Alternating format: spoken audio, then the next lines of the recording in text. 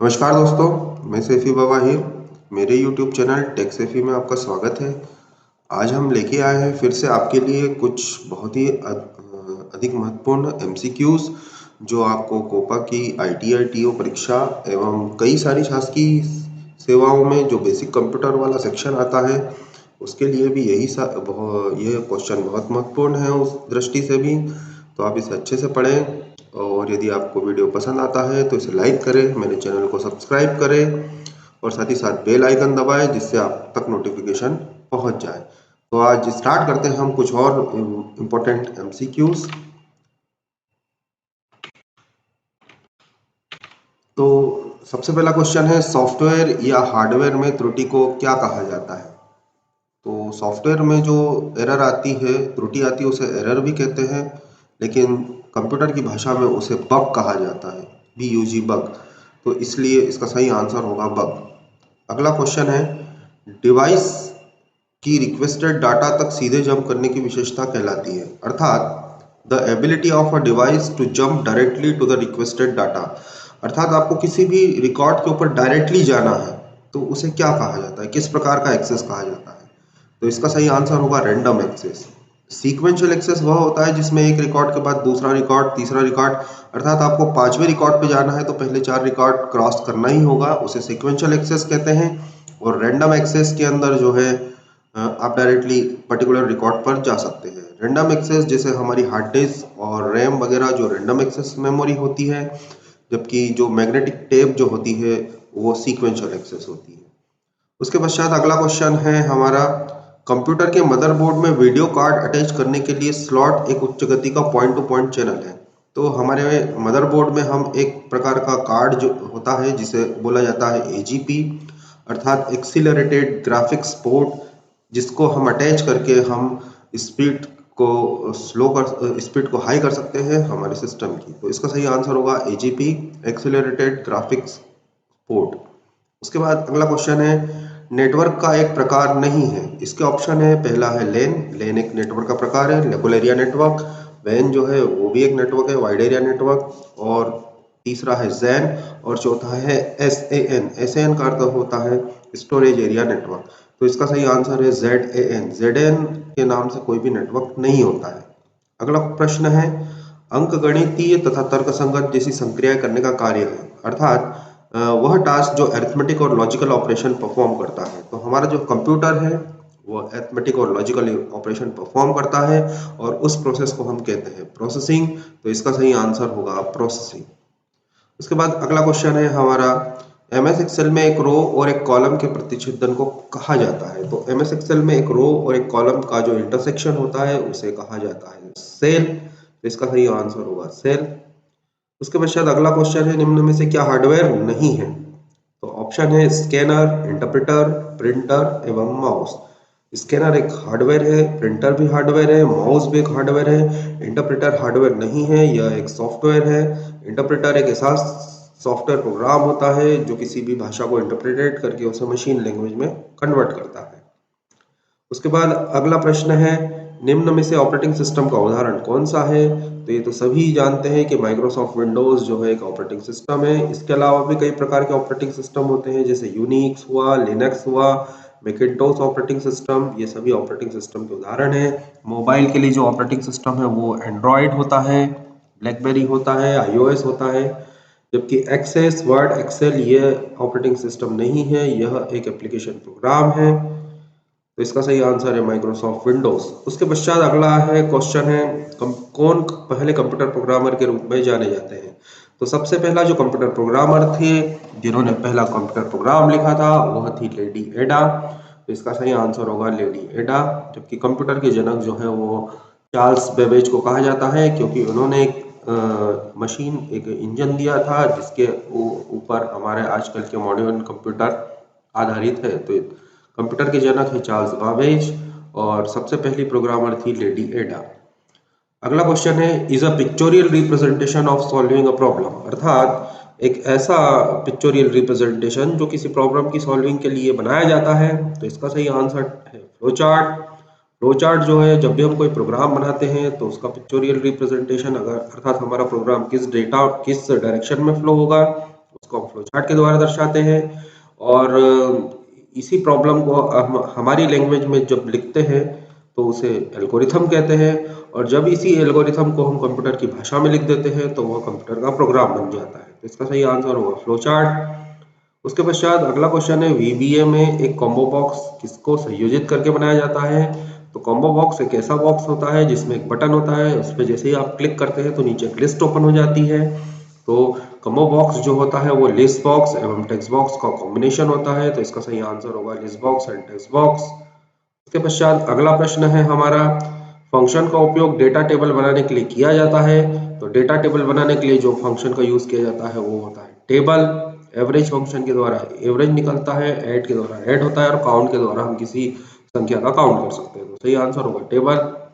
उसके पश्चात अगला क्वेश्चन है, निम्न बटनों में से किस में हेल्प मेनू उपलब्ध होता है? तो हेल्प मेनू जो उपलब्ध होता है वो स्टार्ट बटन में होता है। तो इसका सही आंसर होगा स्टार्ट।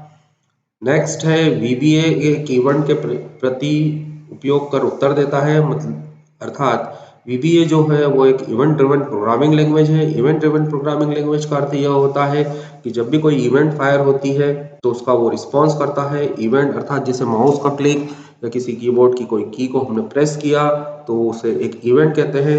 और इस इवेंट के फायर होने पर जो प्रोसीजर होता है जिसे हम बोलते हैं इवेंट प्रोसीजर, वह उसका कोड रन होता है।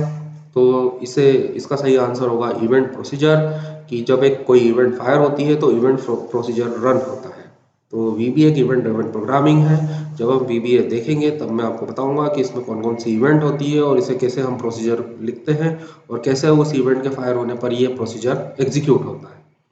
उसके पश्चात अगला प्रश्न है हमारा, डेटा का अल्टरिंग है ताकि तब तक इसके प्रयोग नहीं किया जा सकता जबकि अल्टरेशन अनडन न हो। अर्थात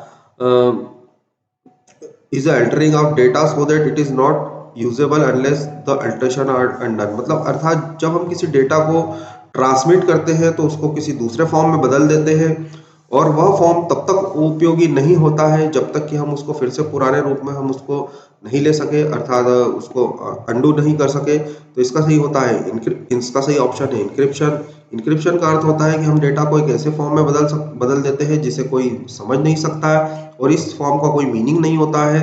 इस फॉर्म का मीनिंग तब होगा जब हम डेटा का डिक्रिप्शन करें। तो इसका सही आंसर होगा इंक्रिप्शन, अर्थात डेटा को किसी दूसरे रूप में बदल देना।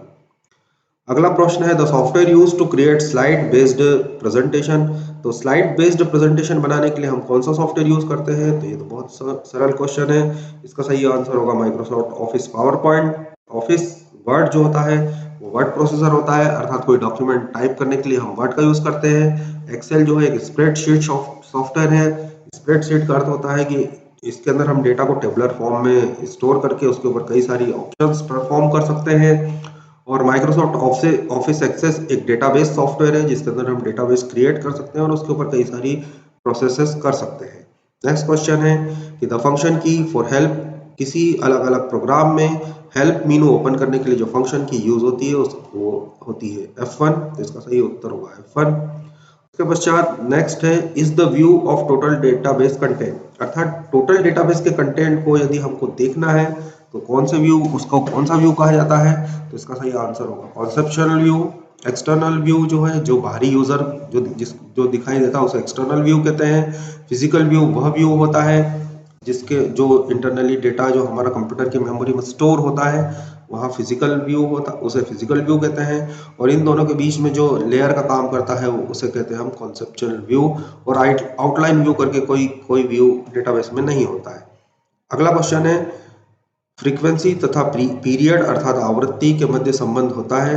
The relationship between frequency and period is, तो फ्रीक्वेंसी और पीरियड के बीच की रिलेशनशिप को हम इनवर्स कहते हैं। तो इसका सही आंसर होगा इनवर्स। अगला क्वेश्चन है, फायरवॉल एक्ट्स एज ए, अर्थात फायरवॉल कैसे कार्य करता है? तो फायरवॉल क्या होता है? फायरवॉल हमारे सिस्टम एवं बाहरी इंटरनेट के बीच में एक वॉल होती है, एक प्रकार का सॉफ्टवेयर या एक प्रकार का हार्डवेयर होता है जो हमारे डेटा के ट्रैफिक को फिल्टर करती है। हम अर्थात हमें जो साइट देखनी है वही साइट हम देख सकते हैं, बाकी साइट को हम ब्लॉक कर सकते हैं। तो इसका सही आंसर नेटवर्क में अवरोध भी होगा और नेटवर्क सिक्योरिटी में डिफेंस भी होगा। तो इसका ये दोनों इसके आंसर हो सकते हैं। अगला क्वेश्चन है, क्लिक से मेनू ओपन होता है जिसमें उचित विकल्प होते हैं, अर्थात माउस की कौन सी क्लिक करने पर हमें एक मेनू ओपन हो जाएगा और जिससे हमें कई सारे ऑप्शन प्रदान होते हैं। तो इसका सही आंसर होगा राइट क्लिक, क्योंकि लेफ्ट क्लिक से हम किसी आइटम को सिलेक्ट करते हैं और जब माउस का राइट क्लिक हम क्लिक करते हैं तो वहाँ हमें कई सारे मेनूज ओपन होते हैं जिसमें कई सारे ऑप्शन उपस्थित होते हैं। नेक्स्ट क्वेश्चन है कौन से सिद्धांत पर हार्ड डिस्क काम करती है? तो हार्ड डिस्क जो है कौन से सिद्धांत पे काम करती है? तो हार्ड डिस्क काम करती है मैग्नेटिक फील्ड के सिद्धांत पे, अर्थात मैग्नेटिक रूप में डेटा कंप्यूटर के हार्ड डिस्क में स्टोर होता है। नेक्स्ट क्वेश्चन है कंप्यूटर रिसोर्स को हानि नहीं पहुंचाता है, अर्थात ये इनमें से कौन है जो कंप्यूटर को के रिसोर्सेस को हानि मतलब क्षति नहीं पहुंचाता है? तो वॉर्म एक प्रकार का वायरस है जो कंप्यूटर हार्डवेयर को क्षति पहुंचाता है, वायरस भी है। ट्रोजन हॉर्स भी एक प्रकार का वायरस है, जबकि फायरवॉल एक अभी मैंने आपको बताया था कि एक ऐसा सॉफ्टवेयर या हार्डवेयर होता है जो हमारे ट्रैफिक को फिल्टर करता है। तो इसका सही आंसर है फायरवॉल। नेक्स्ट क्वेश्चन है कि कितने बिट एक निबल बनाते हैं? तो बिट कंप्यूटर की मेमोरी की सबसे छोटी इकाई होती है। एक बिट या तो 1 स्टोर कर सकता है या 0 स्टोर कर सकता है, और बिट से बड़ा जो यूनिट होती है वो निबल होती है। एक बिट में 4 निबल होते हैं। निबल से बड़ी यूनिट होती है बाइट, एक बिट में 8 बाइट होते हैं, 8 बिट होते हैं, और इससे बड़ी फिर केबी, एमबी, जीबी, टीबी वगैरह वगैरह होती है। तो इसका सही आंसर होगा 4। उसके पश्चात नेक्स्ट क्वेश्चन है graphs are use to show the percentage of a particular item. तो किसी भी आइटम के जो प्रतिशत होता है उसको दर्शाने के लिए कौन सा बार यूज किया जाता है? तो उसको दर्शाने के लिए हम यूज करते हैं पाई चार्ट। पाई चार्ट के अंदर हमारा जो भी डाटा होता है वह प्रतिशत के रूप में दर्शाया जाता है। तो यह कुछ एमसीक्यू क्वेश्चंस थे हमारे जो आज हमने आपको बताया, जो काफ़ी महत्वपूर्ण है कई सारी परीक्षाओं के लिए। तो यह वीडियो आपको कैसा लगा? अगर आपको वीडियो पसंद आता है तो आप इसे लाइक करें, चैनल को सब्सक्राइब करें तथा इस वीडियो को अपने फ्रेंड्स को शेयर करें। धन्यवाद।